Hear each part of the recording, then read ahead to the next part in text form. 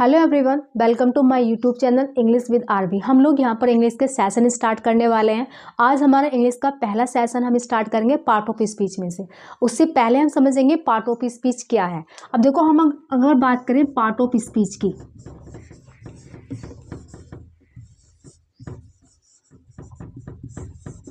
Part of speech पार्टों की जरूरत पड़ती है, हम उनकी आज बात करेंगे। अब देखो, हमारे जो पार्ट ऑफ स्पीच के जो पार्ट होते हैं वो क्या क्या होते हैं। पहला पार्ट है हमारा इसमें नाउन, दूसरा पार्ट है pronoun, adjective, adverb, verb, preposition, conjunction और इंटरजेक्शन। अब देखो, नाउन क्या होता है, नाउन क्या होता है उसके बारे में समझते हैं। अगर मैं बात करूँ, जिस चीज़ को भी आप अपने आसपास देख पा रहे हो तो वो अपने आप में नाउन होगा।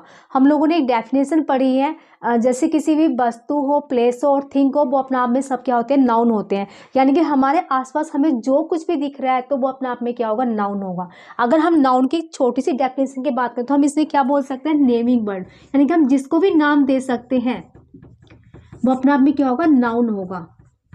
जैसे राम, श्याम, दिल्ली, ये सब अपने आप में क्या होंगे, नाउन होंगे। जैसे हम मार्कर यूज करते हैं, मार्कर भी अपने आप में नाउन है। बोर्ड अपने आप में क्या है, नाउन है। ये कैमरा, ये बुक, हमारी इंक वगैरह, ये सब अपने आप में क्या होगा, नाउन होगा।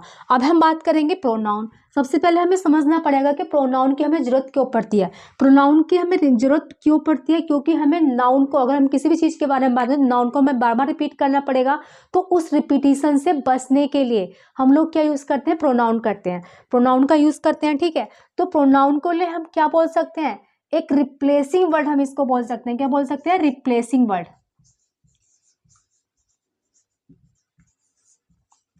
तो प्रोनाउन अपने आप में क्या हो जाएगा, एक रिप्लेसिंग वर्ड। यानी कि वो नाउन को रिप्लेस करने का कार्य कौन कर सकता है, प्रोनाउन।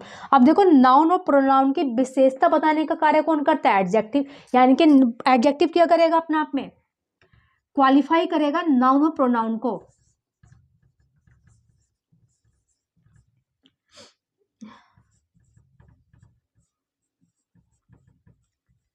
यानी कि एडजेक्टिव क्या करता दिखेगा, मैं नाउन और प्रोनाउन को क्वालिफाई करता दिखेगा। अब देखो, एडवर्ब, एडवर्ब क्या करता है, हमें एडजेक्टिव को क्वालिफाई करता है, वर्ब को क्वालिफाई करता है।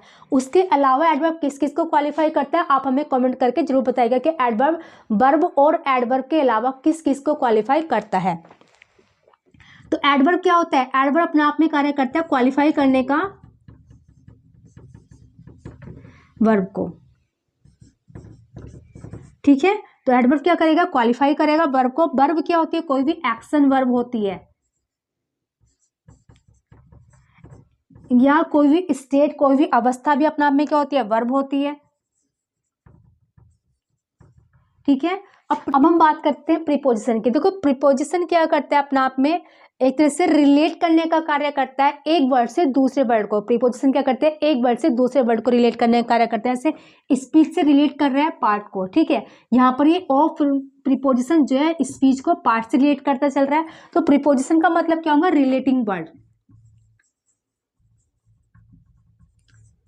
यानी कि ये क्या कार्य करेगा, रिलेट करता हुआ चलेगा। कंजक्शन क्या होता है, किन्हीं दो शब्दों को जोड़ने वाला जो शब्द होता है वो अपने नाम में कंजक्शन होता है। ठीक है, यानी बोल सकते हैं ज्वाइनिंग वर्ड बोल सकते हैं। अब देखो, इंटरजेक्शन क्या होते हैं, जब हमने कुछ भी चीज को देखा और हमारे मुंह से निकलने वाले अचानक वाले जो वर्ड होते हैं वो अपने आप में इंटरजेक्शन तो बोलते हैं ना, वाओ।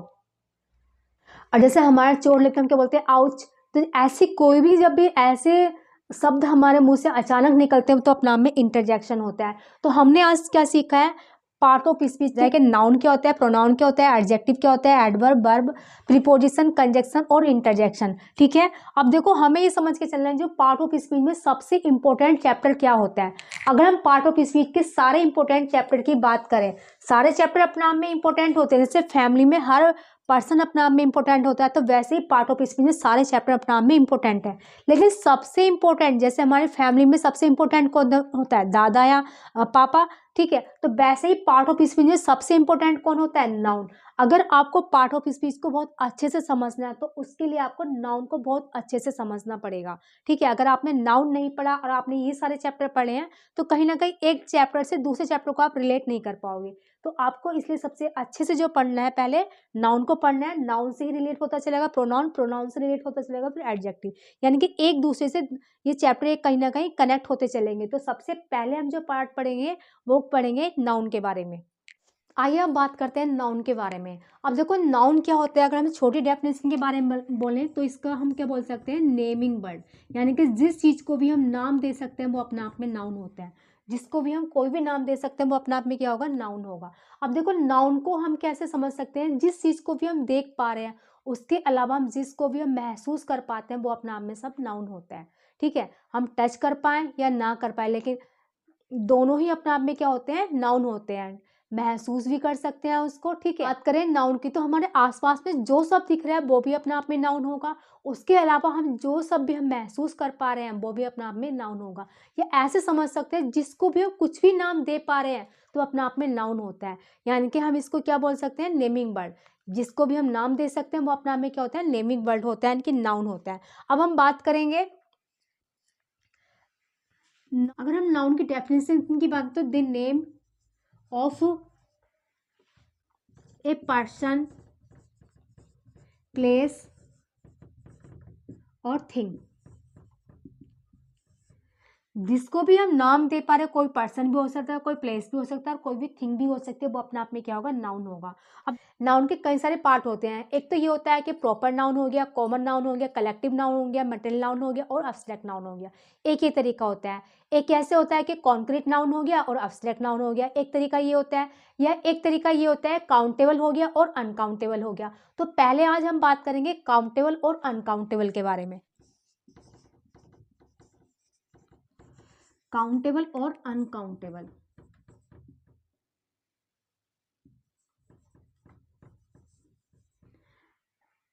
ठीक है, नाउन को हम दो तरीके से लेके चलेंगे आज, काउंटेबल और अनकाउंटेबल।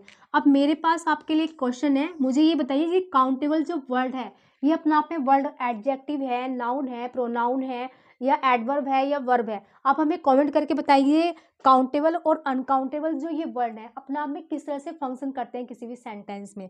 ठीक है, तो आप हमें जरूर बताइएगा कि ये दोनों वर्ड कैसे फंक्शन करते हैं और क्या है ये अपने आप में। ठीक है, अब देखो हम बात करेंगे काउंट। काउंट का मतलब क्या होता है, किसी भी चीज को गिनना। गिनेंगे हम किसी भी चीज को कैसे, 1 2 3 4 में। ठीक है, यानी कि अगर हम काउंटेबल की बात करें तो काउंटेबल वाली जो वस्तु हो सकती है, 1 भी हो सकती है, 2 भी हो सकती है, 3 भी, 4 भी, यानी कि उससे ज्यादा भी हो सकती है। ठीक है, तो काउंटेबल जो वस्तु होगी उसको हम काउंट करते हैं 1 2 3 4। जैसे स्टूडेंट होते हैं, एक स्टूडेंट, 2 स्टूडेंट, उनको काउंट कर सकते हैं, वैसे ही हम काउंटेबल थिंग को काउंट कर सकते हैं। ठीक है, अब अनकाउंटेबल क्या होगा, जैसे पानी हुआ, दूध हुआ या हल्दी पाउडर, ये कोई भी सामान है तो हम उनको अनकाउंटेबल स्थिति, एक चीनी हुई या 2 चीनी हुई, हम इस तरह से बात नहीं कर सकते ना। ठीक है, तो अनकाउंटेबल क्या होता है, जिसको हम गिन नहीं सकते। अब देखो जिसको हम गिन नहीं सकते तो हम उसको एक मान के चलते हैं। ठीक है, हम जिसको नहीं गिन सकते हम उसको हमेशा एक मान के चलेंगे, और जिसको गिन सकते हैं वो जितने होंगे हम उतने मान के चलेंगे। एक होगा तो एक, 2 होगा तो 2, 3 होगा तो 3। ठीक है, तो हमें काउंटेबल और अनकाउंटेबल में क्या समझ के चलना है कि जो वस्तु को हम काउंट नहीं कर पा रहे हैं उसको हम एक मानेंगे, और जिसको हम काउंट कर पा रहे हैं तो जितना वो होगी हम उतना ही मान के चलेंगे। एक है तो एक मानेंगे, 2 होगी तो 2 मानेंगे। ठीक है, तो हमें ये समझ में आया काउंटेबल और अनकाउंटेबल। अनकाउंटेबल हमेशा एक होता है। अब मेरे एक बात बताइएगा, अगर कोई वस्तु हमें पता है कि एक है तो हमें उसके साथ में ए या एन का प्रयोग कर सकते हैं कि नहीं। ऑब्वियसली हम नहीं करेंगे, क्योंकि जब वो पहले से ही हमने एक मान लिए तो हम उसके साथ में ए या एन का प्रयोग नहीं करेंगे। तो हमें क्या बात समझ में आई, जो भी वस्तु अनकाउंटेबल होगी, ठीक है, जो वस्तु भी अनकाउंटेबल होगी हमें उसके साथ में ए या एन का प्रयोग नहीं करना है। ठीक है, पहला नियम क्या समझ में आया, कोई भी वस्तु अगर अनकाउंटेबल है तो उसके साथ में ए या एन का प्रयोग नहीं करना है। अब देखो किसी को ये भी कंफ्यूजन हो सकता है कि कब हम ए का प्रयोग करेंगे, कब हम एन का प्रयोग करेंगे। ए का प्रयोग हमें कब कर सकते हैं, जब हमें कॉन्सोनेंट का साउंड आता है। एन का प्रयोग हम कब करेंगे, जब हमें वोवल का साउंड आता है। ठीक है, लेकिन हमें ध्यान क्या रखना है अब इसमें, जो हमारा अनकाउंटेबल नाउन होगा वो अपने साथ में ए या एन का प्रयोग नहीं करेगा। ठीक है, पहला नियम ये समझ में आया। उसके बाद में ये देखो, अब देखो काउंटेबल जो चीज होगी वो एक भी हो सकती है, 2 भी। अब देखो प्लूरल थिंग के साथ में हम ऐसे ईएस जोड़ते हैं ना, उसके साथ में हम ए या एन तो नहीं लगाते। यानी कि अगर प्लूरल थिंग है तो हम उसके साथ में ए या एन का प्रयोग नहीं करेंगे।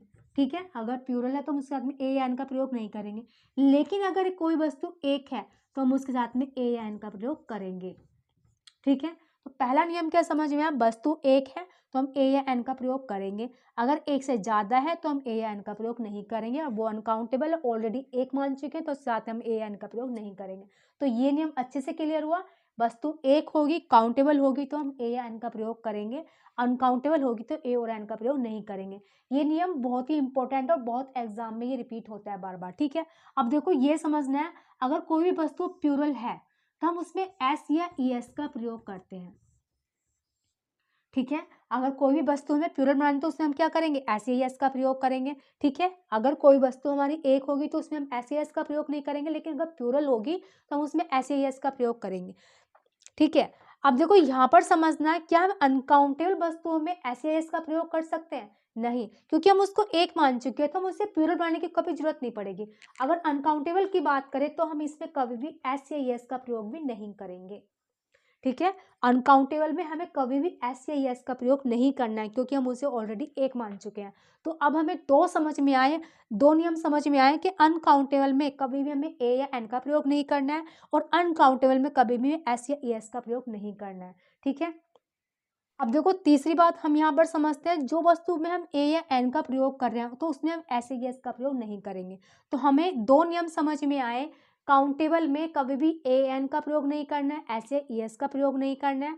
उसके अलावा काउंटेबल में हमें एक वस्तु होगी तो ए और एन का प्रयोग करेंगे, और एक से ज़्यादा होगी तो हमें ए या एन का प्रयोग नहीं करना है, फिर वो प्लूरल होती तो हम एस या एस का प्रयोग करेंगे। अब देखो एक इंपॉर्टेंट बात यहाँ पे समझ के चलनी है, नाउन में हम एस या एस जोड़ सकते हैं, नाउन में हम ऐसे एस जोड़ के हम उसको प्लूरल बना सकते हैं। उसके अलावा हम वर्ब में जो होता है, नाउन में हमने ऐसे एस जोड़ के हमने क्या किया, प्लूरल बना दिया, लेकिन वर्ब में अगर हम एस या एस जोड़ते हैं तो वो अपने आप में सिंगुलर बन जाता है, ठीक है। अगर वर्ब में हमने एस या एस जोड़ा तो अपने आप में सिंगुलर होगा। तो हमें समझना है, अगर नाउन में एस या एस जोड़ेगा तो प्लूरल होगा, वर्ब में एस या एस जोड़ेगा तो सिंगुलर हो जाएगा। अब देखो उसके अलावा ये बात तुम्हें बहुत अच्छे से ध्यान रखनी है, नाउन और वर्ब के अलावा किसी वर्ड में एस या एस का प्रयोग नहीं करते हैं, ठीक है। तो किसी वर्ड में नाउन और वर्ब के अलावा हम किसी वर्ड में एस या एस का प्रयोग नहीं करते हैं। यानी कि हमें क्या बात समझ में आई, अगर कोई भी वर्ड हमारा नाउन के और वर्ब के अलावा है तो हम उसमें एस या एस का प्रयोग नहीं करेंगे। अब देखो एक चीज़ और समझनी होती है हमें, फंक्शनल ग्रामर में कोई वर्ड भले ही नाउन हो, वो ऐसा भी हो सकता है कि सेंटेंस में एडजेक्टिव की तरह प्रयोग हो रहा हो, वो ऐसा भी हो सकता है कि सेंटेंस में किसी और वर्ड के रूप में प्रयोग हो रहा है। तो हमेशा हमें ये ध्यान रखना है, अगर वो सेंटेंस में फंक्शन जिस तरह से कर रहा है हम उसी तरह से हम इसका यूज़ करेंगे। अगर वो नाउन की तरह प्रयोग हो रहा है तो हम उसमें एस या एस लगा सकते हैं, अगर वो नाउन की तरह प्रयोग नहीं हो रहा है तो हम उसमें एस या एस नहीं लगाएंगे। जैसे हम एक सेंटेंस समझ सकते हैं, जैसे 5 स्टार,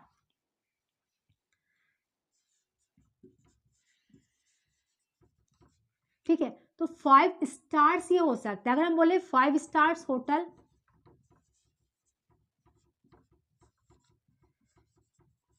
अगर हम ये बोले 5 स्टार्स होटल, तो ये स्टार में एस यहाँ पर गलत होगा, क्योंकि इस होटल को क्वालिफाई करने का ये कार्य कर रहा है, ठीक है। तो हमें ये समझना है, भले ही वो नाउन अगर वो फंक्शन किसी और वर्ड की तरह कर रहा है तो हम उसमें एस या एस को नहीं लगाएंगे।